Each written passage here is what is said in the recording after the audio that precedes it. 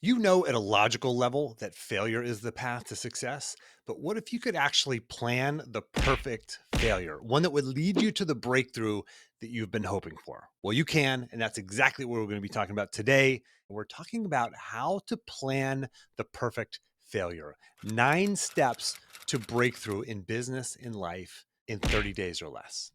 And I'm going to walk you through a plan, a process that you can follow to maximize your potential for failure and actually learning from that failure so that you can have a breakthrough in 30 days or less. This is a clear step-by-step plan. It's a process.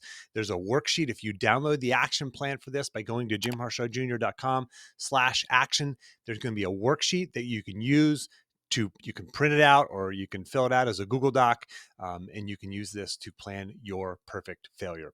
So back in episode 410, we talked about the two different types of failure. Okay. And you can grab that action plan or go back and listen to that if you want. But there are two different types of failure. And here they are. Number one is something where there's a possible failure. And this might be an experiment where we know that we might fail. This is the prototypical example would be an experiment in a lab, right? It might succeed, it might fail. You come up, have a hypothesis and you're not really sure what's going to happen. In the real world, this might be like a new marketing tactic that you're trying for your business, you're experimenting with, or trying a new restaurant, or learning to ride a bicycle, or learning to surf, right? You know that failure is an option. You know that you're going to grow through failures and new learnings are going to come through the inevitable failures, and failure is actually the path to success. It's very clear. We know that. Now, the other type of failure is when we don't anticipate failure, like when you engage into something and failure is just not an option, right? And that might be failing a test or losing in sports or launching a business.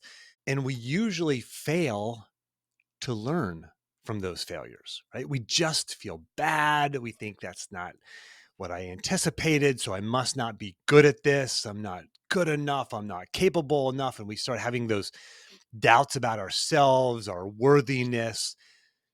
And so the question here, the crux is, how do we apply the experience and the learning from the first one, right? The experimental type of failure, like learning to surf or trying a new restaurant or experimenting in a lab. How do we apply that? How do we take that experience and create an experiment in our own life where we're going to grow and develop by having a failure, and it's going to lead us to breakthrough, because that's what failure does. It leads us to epiphanies, it leads us to breakthroughs.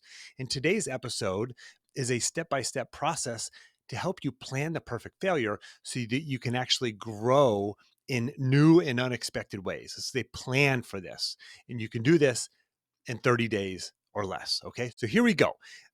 Day one. Step one, identify a specific area of your life or your business that you want to focus on. Okay, so let's just say, okay, where do we want to have the breakthrough? And to help you figure that out, think to yourself, like, what's the one thing that if you figure that out, everything else in your life becomes easier?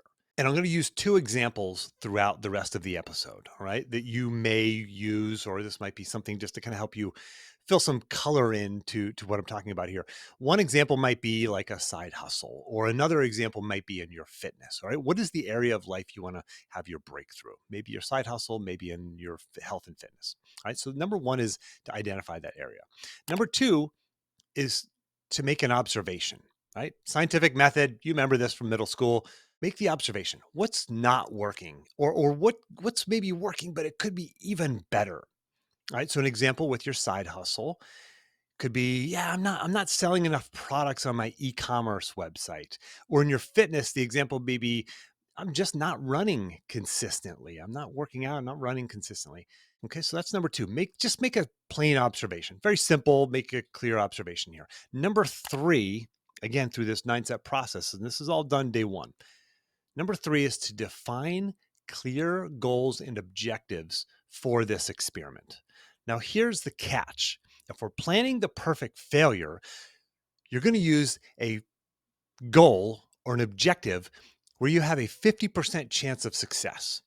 Now, if you've heard of Michael Easter in his book, The Comfort Crisis, and He was been on the podcast, episode 312, and he did the rounds on the Joe Rogans and all the big podcasts. And this concept of misogi that he talks about in the book is doing something challenging where you have a 50% chance of success. And one great example that he uses in the book, it was a bunch of surfers. It might have been Laird Hamilton, if I'm not mistaken, but off the coast of California, they found this big heavy rock. They put it out in, I forget exactly how deep the water was, like 10 or 20 feet, 15 feet of water. And their misogi was to move it 5K, right? Do a 5K with this rock. So one person would swim down, pick up the rock, walk as far as they could along the bottom until they ran out of oxygen, ran out of air, dropped it, came back up. Someone else went down, picked it up, walked it, dropped it. Next person, go up and down until they took it 5K. 50% chance of success, ridiculously hard. But this is what we want to do for our misogi of a failure, planning the perfect failure. Okay. So for example, let's say you have this side hustle and you're not really generating much money. Maybe you're generating, $50 a month or $100 a month, or maybe you don't even have any revenue. And so your misogi, your perfect failure goal could be growing your side hustle to $1,000 per month. Or if it's, again, using that health and fitness goal, it would be running a 10K, or maybe being in position to run a 10K at the end of the month, right? Depends on where you're at in your fitness now, right? You're not going to go from, couch potato to 10K in a month, but depending on where you're at, that could be potentially your goal. All right. So that's step 3. So we covered the first 3 steps. That's all day 1. And it's number 1, identify a specific area of your life you want to focus on, area of your life or business, that is. Number 2 is to make the observation.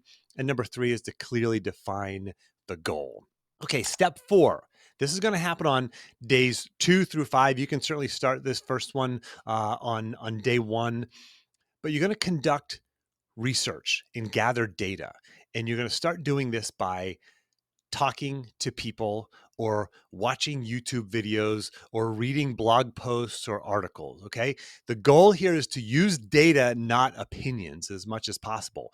Back in episode 315, I shared Google's 8 rules for innovation. This is one of their rules for innovation. It's use data, not opinions, as much as possible. Okay. So that's what you're going to do as well for this perfect failure, right? You're going to talk to people, watch YouTube videos, read some articles.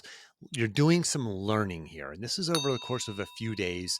You want to have a very clear prescription for yourself here, because you can continue to learn and learn and learn and learn for years, right? What we're talking about is like, let's get some data, let's get some information quickly.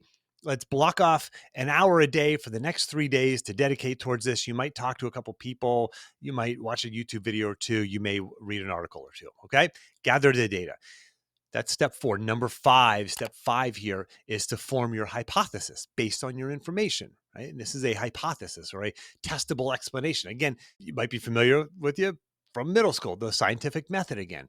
All right. So what's an example of forming this hypothesis for the real world? So for your side hustle, the hypothesis might be, well, I believe that if I make 5 outreaches per day for 3 weeks, I can sell my $250 course to 4 people, right? That's $1,000. Or the example in fitness for this would be, I believe that if I join a running group and work with an online running coach, I can get on track for running a 10K in the next month. All right. That's the fitness example. So that's step 5. Step 6 is to develop a detailed plan of action. And this is going to include specific actions that you're going to take, milestones that you're going to track. And tracking is key here, right? You have to measure this. You have to track this. And this is where you want to make sure you're using the right language. The language you're going to use here is not, can I do such and such? The language is, how can I, right? We're just adding one word in the beginning there. But when you change the question, can I, to how can I, you get completely different answers, right? This is the key here. So the example in your side hustle might be, okay, how can I do this? Well, from 5:30 to 6:30, 5 days a week, I'm going to sit at my computer and make outreaches to prospective buyers of my online course. Okay. So that's one example, right? That's a very specific, trackable, actionable thing that you can do to execute on this plan for your perfect failure. using the fitness or the 10K example, this might be more process oriented. It would be like step by step. So it could be, the plan might be, first, I will find a local running group that has a beginner's group or a beginner's pace that matches where I'm running right now. Second will be, I will schedule a call with 3 online running coaches and make a hire within the first 7 days. The third step of this hypothetical plan would be, I'm going to run 4 times a week at a comfortable pace until I get this coach hired. Right, and the coach can tell me what to do after that. All right, so this is a step-by-step plan for your perfect failure for your side hustle or running a 10K. Right, this is step 6. This is developing a detailed plan of action, including the specific actions that you can take and the milestones you want to track. All right, that's kind of the first 4 or 5 days. Okay, day 6 through the end of the month, this is implementation. Day 6 through 30, this is execution, implementation. All right. So day 7, we're implementing the plan. You get started, you start implementing, you wake up early from 5:30 to 6:30, you're making the outreaches, or you're reaching out to that running group, you're scheduling the call with the online running coaches, you're starting to run 4 days a week, you're whatever that thing is for you, you're starting to execute on day 6. Okay. This is step 7, happens on day 6. All right. Step 8, productive pause. All right. If you've been listening for any length of time, you know what this is. A productive pause is defined as a short period of focused reflection around specific questions that leads to clarity of action and peace of mind. All right. In this step 8, you have to put an event on your calendar once a week, every week during this, to evaluate, to reflect on your progress. What are you learning? What areas do you have for improvement? Maybe you're saying 5:30 to 6:30 isn't enough time. I've got to start at 5:15, or I'm going to go from 5:30 to 7 a.m. I need more time for this. Whatever it might work. Maybe it's not going to be, this outreach doesn't seem to be working. Maybe I need to reach out to people who could be affiliates for my course. You're going to learn through doing this. You're going to fail. You're going to struggle. You're going to have adversity. You're going to have setbacks. Some things are going to work great. Oh, good for you. Wonderful. Some things are not going to work great. Okay.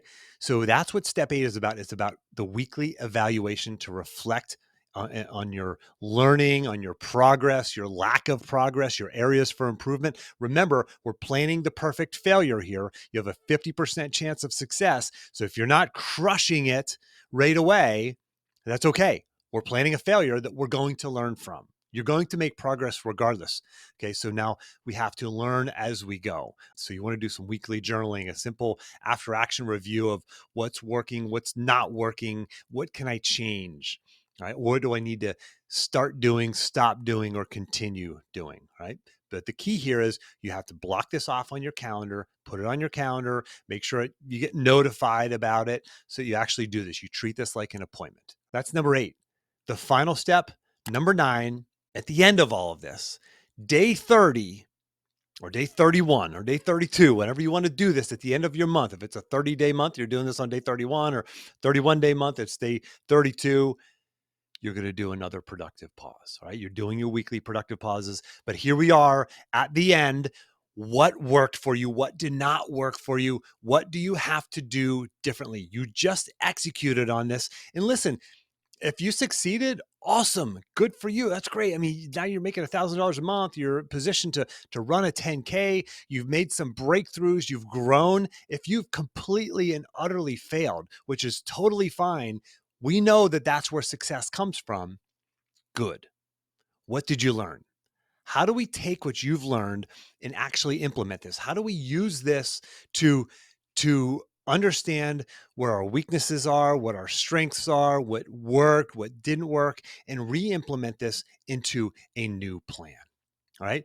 Now, zooming out here, this is what we do with our clients. We set monthly micro goals, right? And every month they have these clear, actionable goals that they execute upon.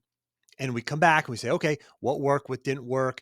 And these are goals that are based upon, these are micro goals, I should say, that are based upon their goals. And those goals are based upon a clear vision for their life and the core values that they live by. And when you set these kinds of goals, failure is irrelevant. It is just a step on the path to success. Like when I was wrestling, I had very clear goals and a very clear vision for what success was. And these goals that I had were aligned with who I was and what I valued. And therefore I could deal with failure. It sucked. I hated it. I didn't want to fail, but when I did, I could learn from it. And I had coaches who would help me watch the film, break down the tape, and learn from my failures, and actually also look at, hey, what's working, right? This setup is working. This move is not working. Like, you got to improve here. You got to prepare for this type of opponent differently. I learned from that through a plan, through a process. And that's what you need. If you want to have a breakthrough, you have to have a plan. You have to have a process.